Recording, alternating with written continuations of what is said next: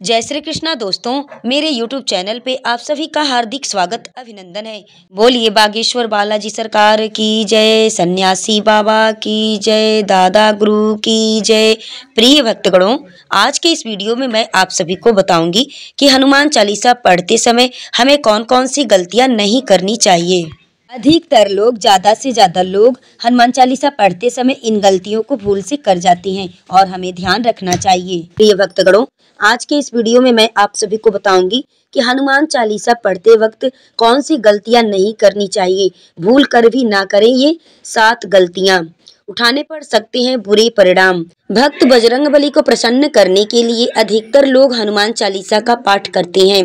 विशेषकर मंगलवार के दिन हनुमान चालीसा के पाठ करने से मनचाहा फल प्राप्त होता है। हनुमान चालीसा के लिए किसी खास नियम की आवश्यकता नहीं होती है, लेकिन कुछ छोटी छोटी बातों का ध्यान रखना जरूरी होता है। हिंदू धर्म के अनुसार हनुमान जी की पूजा से शुभ फलों की प्राप्ति होती है। ऐसा माना जाता है कि हनुमान जी की पूजा से लोगों की समस्त मनोकामनाएं पूर्ति होती है और शुभ फलों की प्राप्ति भी होती है। इसी वजह से अनेक उनके भक्त उन्हें प्रसन्न करने के हेतु कई विशेष उपाय आजमाते हैं। ऐसी मान्यता है कि जो कोई भी भगवान हनुमान की पूजा करता है वह समृद्धि, धन और सकारात्मक ऊर्जा से भरपूर हो जाता है। ऐसी मान्यता है कि चालीसा के नियमित पाठ से भगवान प्रसन्न होते हैं और समस्त कष्टों से मुक्ति दिलाते हैं। हनुमान चालीसा में लगभग 40 चौपाइयां शामिल हैं। ऐसी मान्यता है कि यदि कोई व्यक्ति हनुमान चालीसा का पाठ करते समय सभी नियमों का पालन नहीं करता है तो उसे पूजा का पूर्ण फल नहीं मिलता। तो आइए जानते हैं हनुमान चालीसा का पाठ करते वक्त किन गलतियों से बचना चाहिए। लेकिन उससे पहले अगर आप भी चाहते हैं कि बजरंगबली का आशीर्वाद आप पर, आपके परिवार पर सदैव बना रहे तो इस वीडियो को एक लाइक अवश्य करें, चैनल को सब्सक्राइब कर लें और कमेंट्स बॉक्स में जय बजरंगबली जरूर लिखें। आइए अब हम गलतियां जानते हैं कि कौन कौन सी गलतियां हमें नहीं करनी चाहिए। किसी बीच की चौपाई से पाठ शुरू करना। ज्योतिष मान्यताओं के अनुसार जब कोई व्यक्ति सही तरीके से हनुमान चालीसा का जप करता है तो उसे बहुत लाभ होता है। यहाँ आपको ध्यान रखना है कि आपको कभी भी चालीसा का पाठ बीच की चौपाई से नहीं करना चाहिए। यदि आप हनुमान चालीसा पढ़ने जा रहे हैं तो इसे एक साथ पूरा क्रमबद्ध तरीके से पढ़कर ही उस स्थान से उठना चाहिए। कभी भी बीच की किसी चौपाई से पाठ शुरू ना करें। कोई भी पाठ अगर आप कर रहे हैं तो उसे सच्चे मन से करना चाहिए, अन्यथा पाठ करने का फल नहीं मिलता। नंबर 2, साफ तन और मन से पाठ करना। ऐसा माना जाता है कि यदि आप घर में हनुमान चालीसा का पाठ करते हैं तो हमेशा शुद्ध तन और मन से मंदिर में दीपक प्रज्वलित करके हनुमान जी का ध्यान करते हुए हनुमान चालीसा का पाठ करें। नंबर 3, तामसिक भोजन और मदिरा का सेवन। यदि आप हनुमान चालीसा का पाठ करते हैं तो सुनिश्चित करें कि आपको भूलकर भी तामसिक भोजन या मदिरा का सेवन नहीं करना चाहिए। ऐसा करने से आप हनुमान जी के क्रोध का पात्र बन सकते हैं। हनुमान जी बाल ब्रह्मचारी हैं और हमेशा मांसाहारी चीजों और शराब के सेवन से दूर ही रहना चाहिए, तभी आपको पूजा का समस्त फल प्राप्त होता है।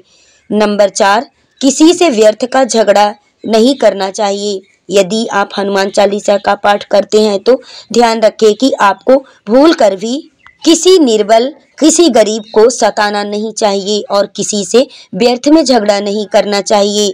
यदि आप भी हनुमान चालीसा का पाठ करते हैं तो ध्यान रखें कि आपको किसी का भी अपमान नहीं करना चाहिए और किसी के लिए भी अपशब्दों का प्रयोग नहीं करना चाहिए। आप अगर हनुमान चालीसा का पाठ करते हैं तो आपको गरीबों को भी नहीं सताना चाहिए, बल्कि गरीबों की सहायता करनी चाहिए। नंबर 5, जीवन साथी को छोड़कर किसी अन्य रिश्ते में बंधना। यदि आप विवाहित हैं और हनुमान चालीसा का पाठ करते हैं तो आपको जीवन साथी के अलावा किसी और से रिश्ते जोड़ने की बात नहीं सोचनी चाहिए। ऐसा करने वालों को कभी भी हनुमान चालीसा के शुभ फल का प्राप्ति नहीं होता है। किसी विवाहित पुरुष को किसी अन्य पराई स्त्री से संबंध नहीं रखना चाहिए। अगर कोई स्त्री भी हनुमान चालीसा का पाठ नियमित रूप से पाठ करती है तो उसे भी केवल अपने पति के अलावा किसी अन्य पुरुष से संबंध नहीं रखना चाहिए। चाहिए। अगर किसी व्यक्ति की शादी नहीं हुई है तो उसे तो पराई स्त्री से दूर ही रहना चाहिए। यदि कोई व्यक्ति हनुमान चालीसा का पाठ करता है तो उसे इस बात का ध्यान जरूर रखना चाहिए। नंबर 6, गरीबों और जानवरों को सताना नहीं चाहिए। यदि आप घर की सुख समृद्धि के लिए हनुमान चालीसा का पाठ करते हैं, अपनी मनोकामनाओं को पूर्ण करने के लिए हनुमान चालीसा का पाठ करती हैं, तो भूल कर भी किसी जानवर और गरीब को न सताएं। ऐसा करने से पूजा का फल नहीं मिलता है और घर में दुख बने रहते हैं। घर में नकारात्मक ऊर्जा का वास होता है और घर में सुख समृद्धि हमेशा के लिए चली जाती है। नंबर 7, कोई अपराध ना करें और झूठ ना बोलें। यदि आप हनुमान चालीसा का पाठ करते हैं तो आपको किसी भी प्रकार का अपराध नहीं करना चाहिए। आपको किसी के साथ छल कपट करने से भी बचना चाहिए और झूठ नहीं बोलना चाहिए। और अगर आपके मन में किसी के प्रति छल कपट और द्वेष है तो इससे आपको पूजा का फल नहीं मिलता। नंबर 8, हनुमान चालीसा पढ़ने में जल्दबाजी न करें। जब आप हनुमान चालीसा का पाठ करते हैं तब आपको कभी भी जल्दबाजी नहीं करनी चाहिए और कभी भी इसके किसी श्लोक का उच्चारण गलत तरीके से नहीं करना चाहिए। इसका पाठ हमेशा धैर्यपूर्वक करना चाहिए। नंबर 9, राम का नाम लिए बिना ना करे शुरुआत। सभी इस बात से परिचय है कि हनुमान राम जी के परम भक्त हैं, इसलिए भगवान राम का नाम लिए बिना हनुमान चालीसा की शुरुआत न करें, वरना आप इसके फल से वंचित रह जाएंगे। नंबर 10, तन और मन रखे साफ। हनुमान जी और उनके इष्ट श्री राम के चित्र की स्थापना करें। इसके बाद उनके समक्ष जल से भरा एक पात्र रखें। कम से कम 3 बार से लेकर 108 बार तक चालीसा का पाठ करें। घर में हनुमान चालीसा का पाठ करते समय तन और मन दोनों साफ होना चाहिए। नंबर 11, मन में न लाए अनुचित ख्याल। हनुमान चालीसा का पाठ करते समय मन किसी भी प्रकार अनुचित ख्याल नहीं आना चाहिए। प्रयास करें कि चालीसा पाठ का समय रोज एक ही समय पे करना चाहिए। विशेष दशाओं में यात्रा तथा सोते समय भी चालीसा का पाठ कर सकते हैं। नंबर 11, क्योंकि हनुमान जी का नाम आप किसी भी जगह स्थान पर ले सकते हैं। नंबर 12, मंगलवार और शनिवार को हनुमान के दर्शन। हनुमान चालीसा का पाठ करने वाले को मंगलवार और शनिवार को हनुमान मंदिर में जाकर हनुमान जी के दर्शन जरूर करने चाहिए। यदि मंगलवार या शनिवार को हनुमान मंदिर में जाकर उनके सामने घी का दीपक जलाने से और हनुमान चालीसा का पाठ वहीं बैठकर करने से बड़े कष्ट दूर हो जाते हैं। नंबर 11, कभी भी गलत संगत वाले लोगों के साथ में रहने से बचना चाहिए। यदि आप हनुमान चालीसा का पाठ करते हैं तो और गलत लोगों की संगत में बैठते हैं तो उनके साथ उनके गलत कर्मों में आप सहयोग देते हैं तो आपका पतन निश्चित है, इसलिए ऐसे लोगों से दूर ही रहें। नंबर 14, ज्योतिष के अनुसार मंगलवार के दिन 3 बार पाठ करना बेहद शुभ माना जाता है।